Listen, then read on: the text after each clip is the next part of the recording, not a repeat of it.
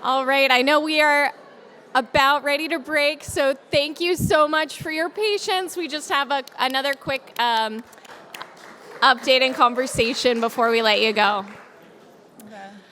So thank you so much for your attention. My name is Nicole Riley. I'm the Sustainability and Campus Partnerships Manager with UVM Dining and Sodexo. And if you were here at the conference yesterday, you would have heard our conversation about circularity and waste and the food system. And so we're just going to do a quick report out on how we did yesterday with our waste and some other thought-provoking things to carry along with you throughout the conference today. So just a little bit about food waste tracking at UVM. So we've been using a technology, and I love the conversation about innovation right before this. This is not necessarily a new technology, but we're using it in new ways through this conference. So we've been using LeanPath. It's a waste tracking software and tablet system for over 10 years at UVM. Started in just one kitchen and now is in 5. And so we really put this piece of technology to the test through the conference by using it to weigh our post-consumer waste and also buffet waste from catering, which typically we're not utilizing it in these aspects for regular conferences. Since implementation, this has helped us reduce food waste by 50%. And a lot of this is just that general awareness for our staff to think about how they could be using this waste differently. So just that act of weighing and measuring and having goals and a place to strive to reduce waste has helped impact food waste on our campus. So how did we do yesterday? So we started prepping for this conference 2 days before you actually arrived for the food. So you're going to see waste tracked by pounds, and then, of course, for food service and businesses, dollar amount is always also impactful for a chef that's managing a tight budget. So that's also calculated. I just want to give a huge round of applause for those that were here yesterday. We only tracked 5.5 pounds of waste in this room, that's actually quite amazing. I saw people fill their plates. They ate their plates rather than not and wasting that. So thank you so much if you partook in that activity. Yeah, the food was great, and my table had completely clean plates, so thank you. Just wanted to call them out. Thank you. And then we did track the waste from the buffet. So for food safety reasons, anything that's been on the buffet cannot be repurposed. So there was waste. The freak shakes, which was the plant-based milkshake, could not be repurposed into anything else. They had melted, so that was a large amount of the waste that you're going to see. So overproduction is 116 pounds, which for a conference of, we expected 300 and many people didn't partake in lunch, actually is quite good. We were able to repurpose a lot of the leftover ingredients into dishes that you'll be enjoying today. So from the parfait bar, the granolas, and the energy bites, which you'll be able to enjoy at break, and there's recipe cards there if you like them. You can try that. The leftover yogurt will be in the tzatziki dip. All the leftover rice and any vegetables from the slaw or anything that could be picked out of the salads is repurposed into a Mediterranean stir fry at lunch.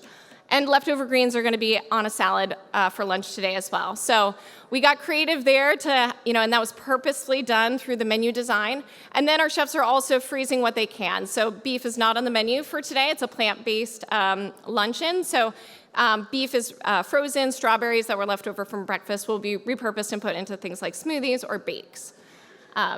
So thank you so much if you are enjoying us for lunch. Scrape your plates, do your part, and I'm going to just pass it to Sarah to take away a few last thoughts. Awesome. Thank you so much. Again, I'm Sarah Talib. I'm a PhD candidate in food systems here at UVM. And yesterday I spoke to you briefly, and thank you for those of you who are here, about the big picture paradigm shift that needs to happen in order to move from our linear human-made waste design concept of a model that is take, make, waste to a more circular model that regenerates nature and helps people and nature thrive generally. And I thought today I would speak a little bit about, well, actually first I wanted to say when Jay asked this morning what stood out from all the talks, I don't know if anyone else noticed, but I think at least 3 different speakers talked about how something wasn't a linear process and it was a circular process. And so that just goes to show again that there aren't really any linear processes in nature, and we don't really work in a linear process. So I thought that was really cool. And I wanted to share a couple of chef quotes from my research with chefs across the state before talking about a few calls to action that are at the global level, but really we can use here in the state, at the state level, and as well as even the very local level here in Burlington and in other towns across the state. But just a few quotes first. That this was a chef from Orange County. If we had an overabundance of something that we needed to move, I would do chicken enchiladas and things like that, kind of to help with no waste really, because I don't enjoy when people throw out their food in the trash. And this same chef was talking about how pig farmers in their local community would tell them, don't throw it away, let us have it. So they would also be waste feeding their food scraps to the local pigs, part of the circular process. A chef in Windsor County said, talking about some of the produce in the markets. People don't want the tomatoes that look a little funky or whatever, but man, whatever, I'm just gonna take them and chop them up and make them into something else that's delicious. A chef in Chittenden County said about meat, and this is that concept of using the whole animal, the whole fruit, root to fruit, nose to tail. We use all of the meat, and then all of the fat and things that we can't use goes into the stocks and things, so there's zero waste from it. And then a chef in Bennington County, I watch the garbage that comes back to the dishwasher. I'm good at that. I'm a chef, so I watch all that stuff. Maybe we should put only one piece of bread on the plate, and then if they want more, they can ask for it. So again, as Nicole mentioned yesterday, chefs want to feed people and not the compost. I have a lot more, but I don't think I have time to read them. So you could talk to me later about that.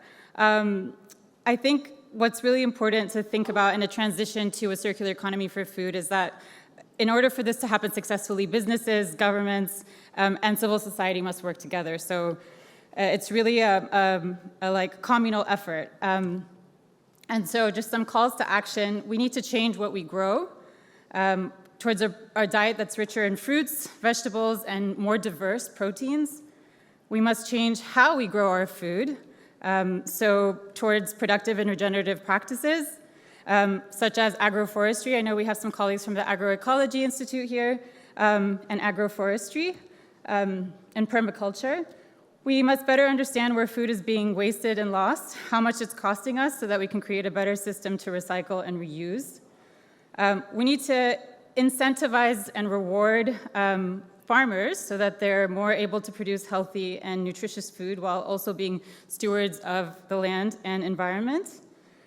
We must invest more. So we had a big investment panel. Here, this is really important. Increase investment in food loss and waste reduction. The costs are often hidden, but when businesses and individuals reduce their food waste, they save money and help the planet.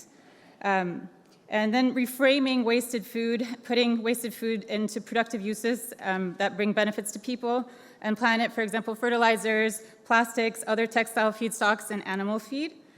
And finally, we need to increase information accessibility and data utilization so that we can fully ensure that, the data that was just presented here, to have more fully traceable and transparent supply chains and to help shift our consumer behavior. You may have noticed some of these colorful placards around the room and outside. If you haven't, I encourage you to look at them and think about them. These are just sort of some of the concepts behind a circular economy for food. And I think because 40% of food waste happens at the individual household level, your waste footprint makes a huge difference. But it's important to have realistic goals, and small wins do matter. So it's so much better if 1 million people work to reduce their waste imperfectly than a handful of people to do it perfectly. So I thank you so much for your attention, and I hope you enjoy the rest of the summit. We are going to add 10 minutes to the break. So sorry we are a little over, but we'll see you soon. Thanks.